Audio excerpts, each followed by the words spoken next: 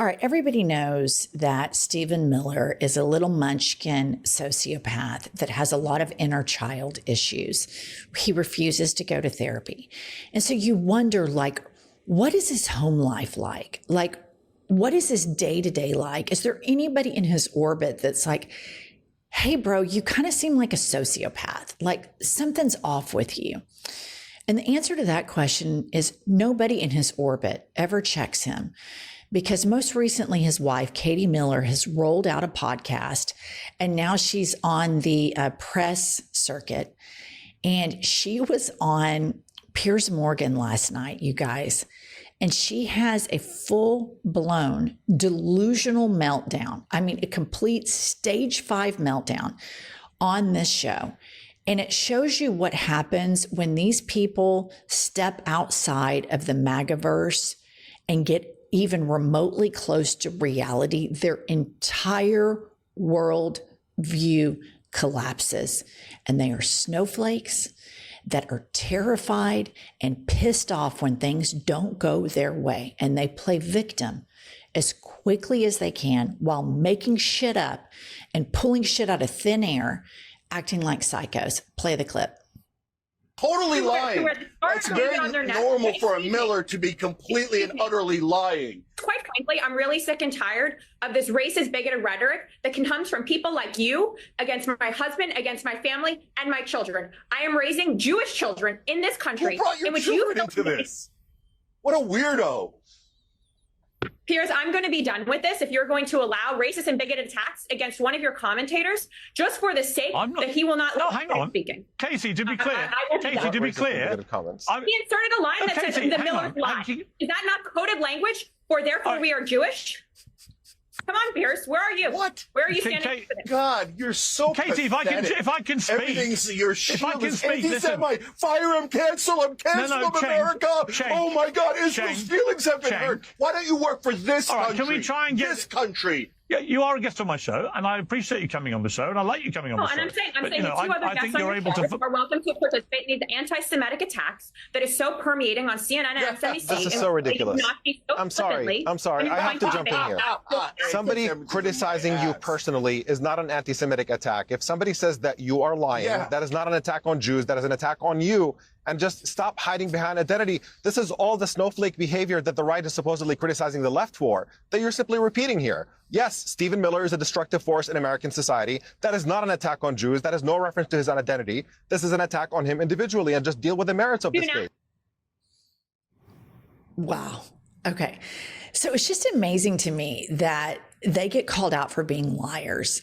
And then all of a sudden, she's the one that brings her kids into it, and she cannot handle the truth. The second a mirror is put up to these people, you get that stage 5 meltdown.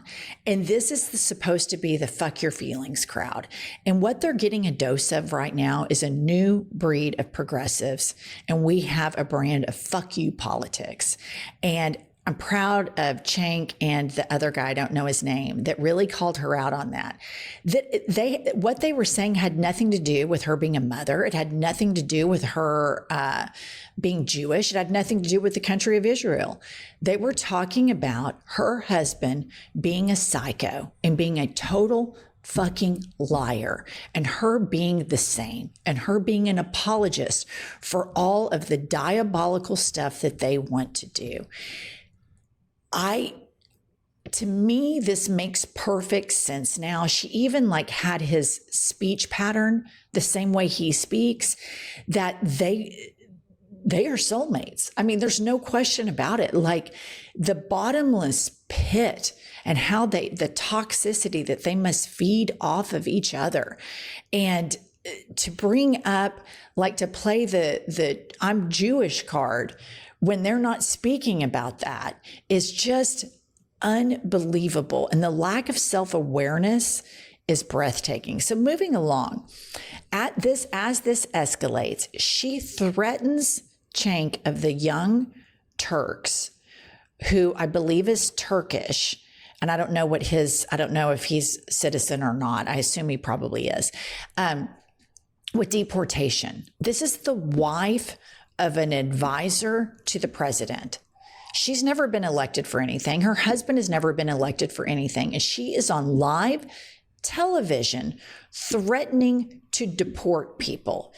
If any Democrat or any Democrat adjacent did anything remotely like this, the meltdown would be worse than the one you just saw Katie Miller do. Play the clip. Hold on. Right. Hold on. So what happened in the Holocaust and all the pogroms were disgusting. Like that doesn't mean that Israel.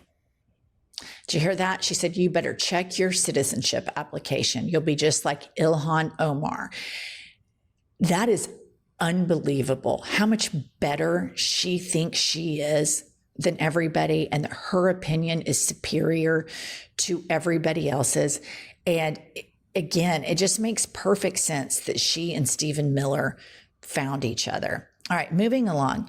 Here is what happened right before she gets unhinged on the same Piers Morgan clip. So this is right before she brings up her kids. Play this part. Why is it that every time someone wants to criticize Mamdani, it immediately comes back to the Jews and the anti-Israel movement instead of actually talking about his viewpoints, which is that nobody said Jews. You just said it.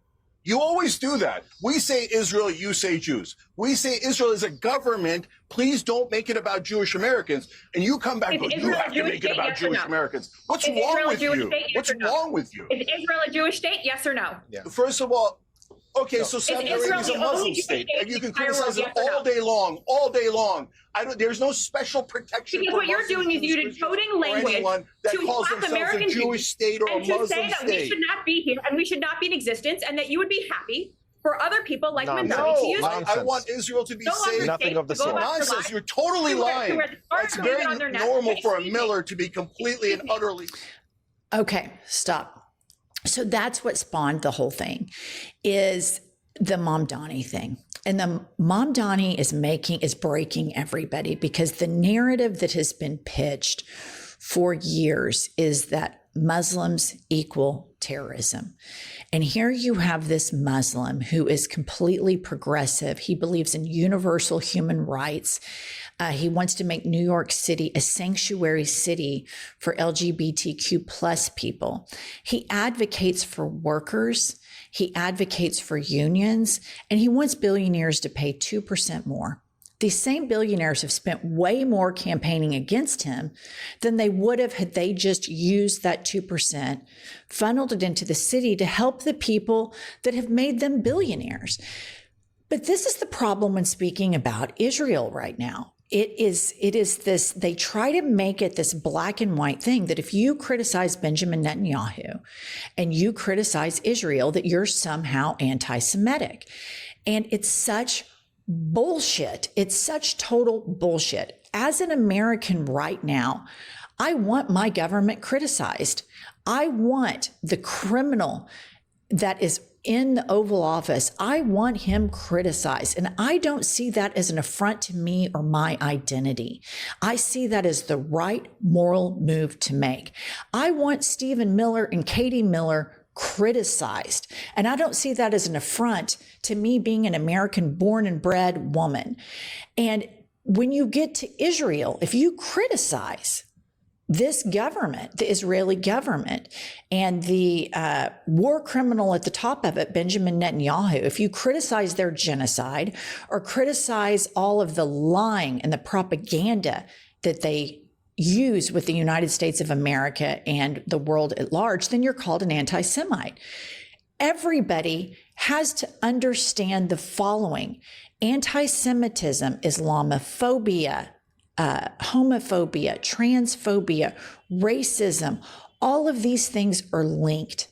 None of us are free until all of us are free, and you cannot prioritize the rights of one group over the rights of another marginalized group. It doesn't work that way. That's not how supporting universal human rights work. And Zoran Mamdani has moral clarity on this. AOC has moral clarity on this. Bernie Sanders has moral clarity on this. And guess what they all three have in common? They can all three get triple Trumpers to cross over and vote for them. And so that's why there is this ongoing, nonstop attack on Zoran because he has mobilized and energized the Democrats in a way that the establishment cannot. And it throws an arrow right into this narrative that Israel, the government, not the Jewish people, Israel, the government, has said you cannot trust Muslims. They are all terrorists, which is total bullshit. It is total bullshit. Extremist Muslims are every bit as psychotic as the extremist Christians that are trying to make this country a Christian nationalist regime. There is no daylight in the two of them. They call it the Christian Taliban. Where I used to live in Oklahoma City, you have preachers that call for the execution of homosexuals. Tell me how that's any different from the Israeli argument, that Israeli government argument that you can't trust Muslims because these countries want to execute gay people. Well, where I used to live, that's the way the megachurch culture treats such a thing. There's no difference in any sort of religious extremist. And then you have to lump in the Israeli government as being extremely extreme. And so when you have a candidate that campaigns against that type of extremism and advocates for everybody's rights, everybody's privacy, and everybody's dignity, it's a real threat to them. It's a real threat because also he's not going to provide loopholes for these billionaires to continue fleecing the American workforce. And if Benjamin Netanyahu were to show up in New York, he would have him arrested as any decent person would do because he is a war criminal that wants to continue to ethnically cleanse Gaza. He is the largest killer of children in the world right now, and it's just unacceptable. And we all need to speak clearly and bravely about it. All right, stay with me. Let's take a brief moment to hear from our sponsor. And I'd like to thank MSI Reproductive Choices for sponsoring this episode. Listener, MSI Reproductive Choices is a world leader in reproductive health care. And you can also call that family planning. They provide contraception, safe abortion, and other essential reproductive health care in 36 countries around the world. They're focused on serving women who have very few, if any, other options for their services, women who are living in poverty in remote areas, women with disabilities, and adolescent girls. Listen to this. There are 257 million women who want contraception but can't access it. Trump cut 14 million in promised funding to MSI Reproductive Choices. As a result, 2.6 million women will lose access to reproductive health care unless we replace the funding. That could mean up to 2.4 million unintended pregnancies. Unintended pregnancies lead to unsafe abortion and death because pregnancy-related causes kill more young women than anything else in many parts of the world. So, listener, donate today to offset these funding cuts. MSIUnitedStates.org. Help them keep their doors open and their nurses and midwives traveling to remote villages. For $65, you can give 10 women contraception for a full year. How many women will you help? Please give by going to MSIUnitedStates.org or text MSI to 511-511. Moving along, here's Katie Miller being a complete weirdo on CNN about Karine Jean-Pierre, the former press secretary of Joe Biden. But what I think you're seeing and what Karen is attesting to is that she is quite incompetent to do the job, right? This is what Republicans have been saying for years now, is that she is just another evidence that DEI doesn't work, whether that's in the White House in your press secretary role or whether that's an air traffic controller, an air pilot, whether that's your doctor. You want to hire the best for the role, not just based on skin color. Jake, why did she get the job over John Kirby? Well, why are we assuming that she, as a black LGBT, gay woman, is DEI, but a white woman who is behind the podium right now, which DEI initially started as affirmative action, which was about affirmatively hiring women and minorities? Why is one DEI and the other is not? Why did she get the job over John Kirby? Because as everyone has said this week, she is woefully incompetent. She had the job long before John Kirby. I will just say she used to be. Okay. I think the Millers' whole identity is just hating on anybody different. And their whole identity is like DEI, when the other panelist there very brilliantly points out that Kara Lyon KKK Levitt has the position that she has because of the work of so many women that fought for this right. But here's what's so important to note to all Americans, and I specifically want to tell Americans of Black or brown skin that I see you right now, and I see what they're doing, that she's saying that any person of color that has a job only has that job because the color of their skin. And I think that is so racist. And I think that is so dismissive. And I think that is so dehumanizing, because I know, my Black and brown friends, I know that it was easier for me to get right here in front of this camera because of the color of my skin and my family's socioeconomic status than a lot of you. I know that the hill was harder to climb. And in seeing somebody's humanity, it doesn't really talk about fairness. It just opens up your mind to being more empathetic and telling your fellow Americans, I see you and I hear you.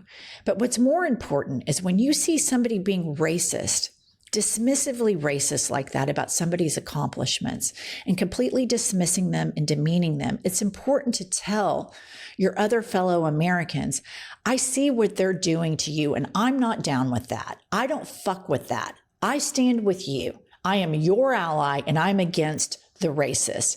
And I think that is a very important position that all Americans take right now, specifically white Americans. I think it's so important that we stand up against this. All right, I'm going to leave you with this finally. Katie Miller, of course, last night, after this whole, media blitz shit show, she retreats to her safe space, Fox News. Play the clip. A juncture in the road, Katie. She looks absolutely terrified, that woman. Why would Republicans try to cancel the midterms when we know we're going to win the midterms? Democrats have no platform, no candidates, no policy. President Trump has completed every single one of his platform commitments from the GOP convention last summer. So there she is. And that is absolute propaganda and lying. I believe they do plan to do whatever they can do to hinder the midterms. Historically, autocrats, as soon as they get power, everything they do is an effort to cling on to power. And I want to remind everybody, as depressing as all this shit is, the strong man only remains as long as he emits this strength. And their strong man, the man that she's on there defending, is humiliating himself on the global stage right now, all over Asia.